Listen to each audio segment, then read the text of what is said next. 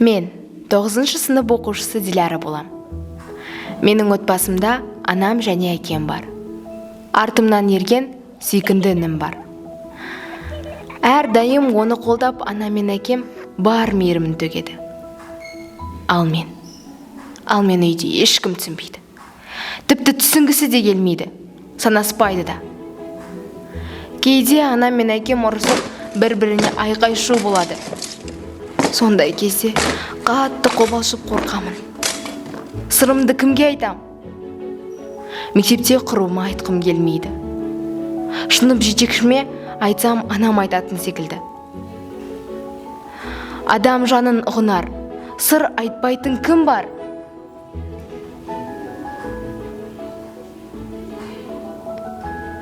Енді есіме түсті.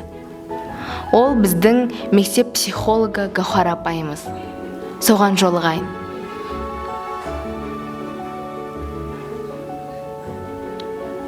Екеуміз ұзақ сөйлестік. Ол өте мейірімге бай жан. Тіпті мені өзінің бар қамқорлығымен баурап, жанымды айтқызбай-ақ түсініп кетті. Бұл өмірде мен жалғыз емес екем. Айналамда толған жақсы адамдар бар. Жанымды түсіне білетін. Рахмет, өмірдің қымбатсың сен маған. Рахмет, жанымды түсінер жандар болған. Рахмет, әкем мен анам саған. Рахмет, өмірдің қызық шағы маған.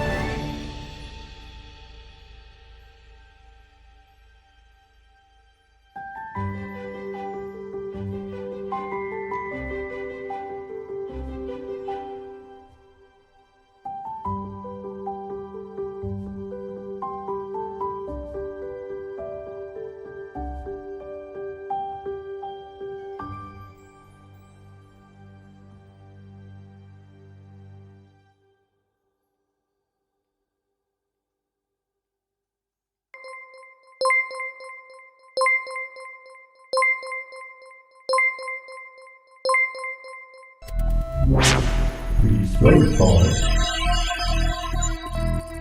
Access granted.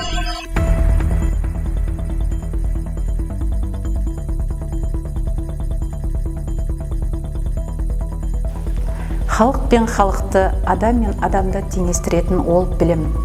Осы білім көкжиегінде шуағын шашатын бірден бір адам ол психолог. Мен психолог мамандығыммен мақтанамын.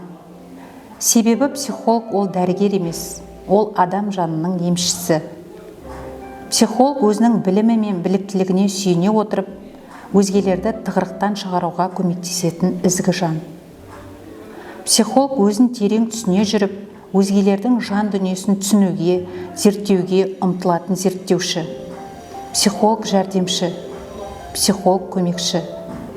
Психолог басқа адамның мәселесіне еніп, түсіне отырып, өзі бірақ бұдан зардап шекпейтін мықты тұлға. Психолог өз өмірін тәжірибе ретінде қолданбайтын, әр нәрсеге объективті түрде қарай алатын адам.